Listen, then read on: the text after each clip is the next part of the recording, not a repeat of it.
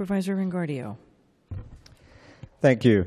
Colleagues, when I gave the commencement speech for political science graduates at San Francisco State last year, I told the class, you are charged with analyzing and navigating some of the world's most intractable issues. But if you want to practice your skills for the State Department or the United Nations, go to any neighborhood association meeting in San Francisco and ask the following questions. Should the Great Highway be a highway for cars or a park for people? Where should we build housing, and how tall should the buildings be? I remember that line drew some knowing laughter from the audience. Then I said, dare to answer those questions, and you risk being kicked out of office as a one-term supervisor. Another laugh line, because comedy is found in the painful truth. My time as supervisor will be shorter than expected. But today, I want to share with you my hopes for the future of our city. There's a plaque above my desk that says, what would Jimmy Carter do? A one-term president, but history has shown the wisdom of his views on human rights, the economy, and the environment. He put solar panels on the roof of the White House nearly 50 years ago. And when Jimmy Carter lost his re-election campaign, the new president, Ronald Reagan, tore out those solar panels. America doubled down on the gas and oil industry. Imagine how much better the world would be if we had followed Jimmy Carter's vision and spent the past half-century focused on advancing renewable energy. I wish more elected officials had the courage of Jimmy Carter. Imagine if the Bay Area leaders in the 1960s had more courage when planning BART. We would have train tunnels from downtown to the west side and under 19th Avenue. BART would go to Marin in the north, San Jose in the south, with multiple crossings to the East Bay. But it was not politically popular. And political survival usually comes first for politicians. Does anyone remember the names of city supervisors from the 1960s? Even mayors and governors are eventually forgotten. We may not know their names, but we would be grateful if they had created the public transportation system we so desperately need today. And that's why we must ask ourselves, what decisions are we making today that people will appreciate in 50 years, even if we are not remembered? That's why I ask myself, what would Jimmy Carter do? This question was on my mind for a number of issues that divided our board and the public. I voted for the ceasefire resolution. I defended our sanctuary city policy. I called for the release of the Banco Brown video. And I stood with labor when the vote was not unanimous. I faced a lot of pressure to vote differently, but I voted my conscience. I'm proud of that. And I'm proud of what my office has done for the Sunset District in my nearly 3 years as supervisor. While we didn't solve world peace, I made sure we prioritized the tangible things we could do to improve the daily lives of residents. That's why I created an online Fix-It form to upload a photo of a problem that needs fixing. Our Fix-It file addressed thousands of constituent issues from pothole patching to playground repairs. We launched the Sunset Night Market with community partners. It attracted tens of thousands of people to the Sunset to support local businesses. We proved what's possible for night markets on commercial corridors citywide. Now they're everywhere, and that's wonderful. We legislated opportunities for homeowners to build and sell backyard in-law units, giving longtime residents options to downsize and create family wealth. We legislated taller apartment buildings on corner lots so families can stay in San Francisco. It allows for a ground floor amenity like a grocery or cafe that an entire neighborhood can benefit from. We worked with parent advocates and sponsored Prop G, which provided the public pressure the school district needed to bring back 8th grade algebra after a decade of delay. When merchants were struggling during the El Taravel train construction, we secured them $1 million in relief funding.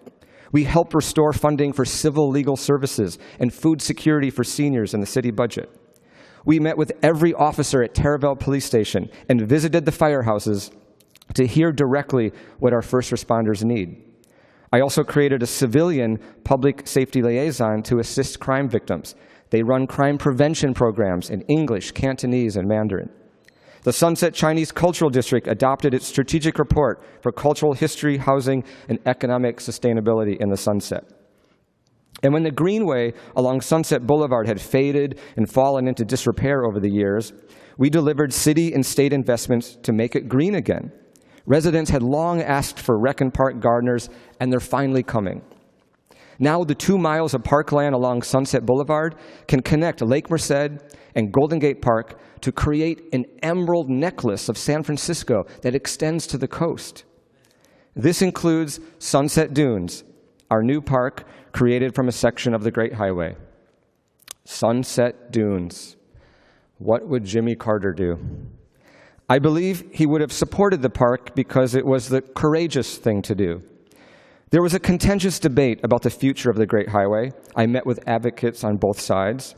I supported democracy by giving people a choice about what to do with their coast. I joined 4 other supervisors to put Prop K on the ballot. It allowed for more public debate in the most open, democratic, and transparent process possible. Every voter had an equal say because the coast belongs to everyone. The Great Highway was a climate change issue. The southern section of the road is falling into the ocean from severe coastal erosion. The convenient connection to Daly City was going to close by state mandate no matter what. Cars had to divert inland no matter what.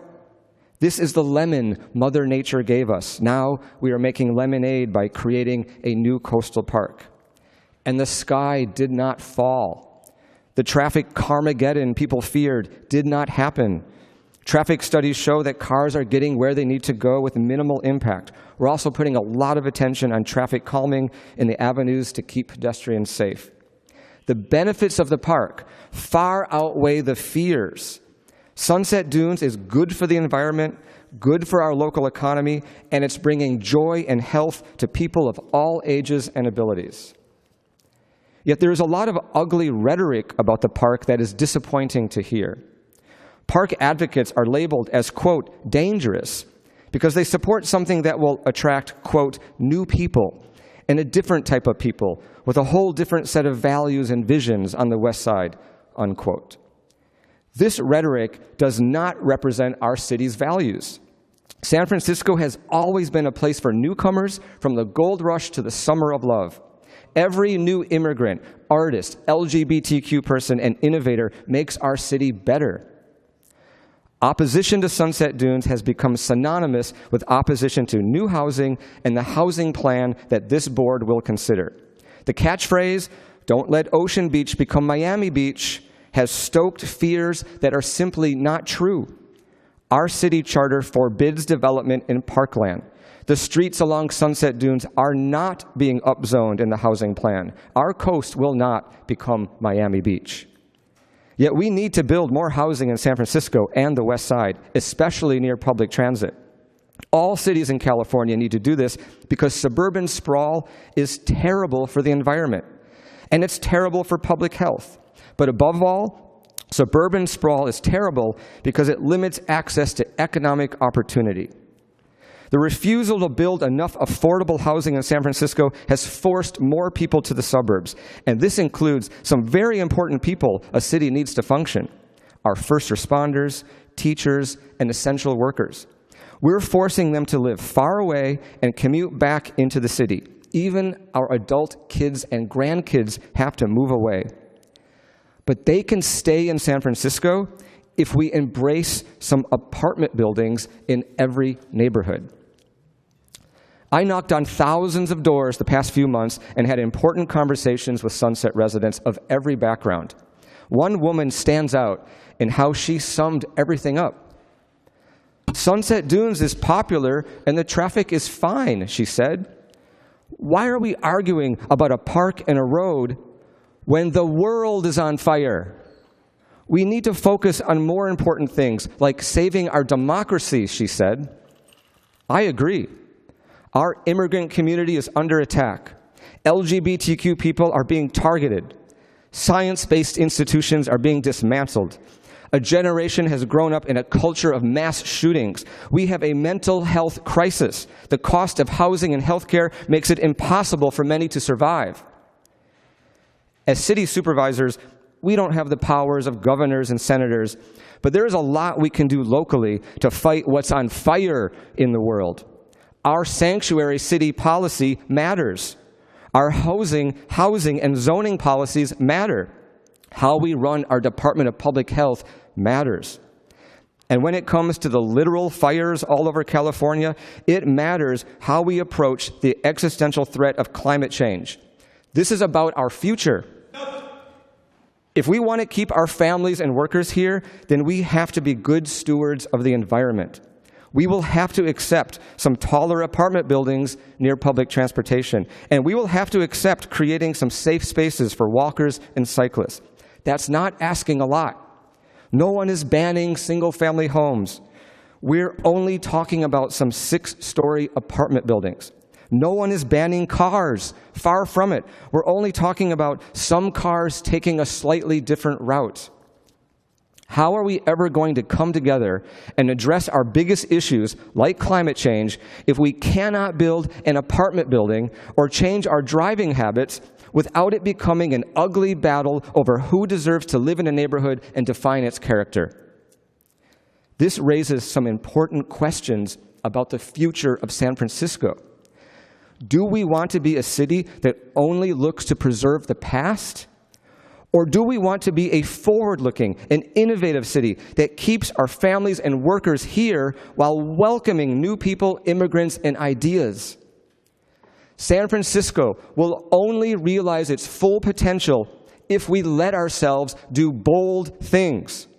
We cannot be the most progressive city that fears change. We must be the most progressive city that embraces the future. If we never changed anything in San Francisco, the Sunset would still be sand dunes. And we would not have residents like Dorothy Lathan. Dorothy was one of the first black residents allowed to buy a home in the Sunset, a few years after baseball star Willie Mays was denied on the West Side. Dorothy has lived across from the Great Highway for more than 6 decades. She contributed to our city as an educator and community leader. Dorothy's presence is the benefit of change, and she embraces change. She loves Sunset Dunes. My favorite image of Dorothy is seeing her at a sunset night market, cane in one hand and a margarita in the other, bopping to the music. At 93, she is the antithesis of the angry old man who yells at clouds. Dorothy is more fun to be around. Let's be like Dorothy and create our best San Francisco. Our city is defined by movements and landmarks that require difficult and courageous choices. The Golden Gate Bridge was built in spite of its many detractors. It was called an upside-down rat trap, and now it's the icon of our city. This is the story of Sunset Dunes, a transformational space that connects people to something bigger than themselves. The power of the ocean, the beauty of the sunset, where children can learn to ride a bike and dream, where a senior can roll in a wheelchair and remember, a space for every facet of life to celebrate, mourn, heal, and reflect. Before long, we will wonder why there was a controversy at all. And we won't be able to imagine San Francisco without a coastal park and the benefits it offers. Like the woman I met at the door said, Sunset Dunes is popular and the traffic is fine. Why are we arguing about a park and a road when the world is on fire? We need to focus on more important things like saving our democracy. I am certain Jimmy Carter would have said amen to that. And the rest I submit. Thank you, Supervisor Engardio.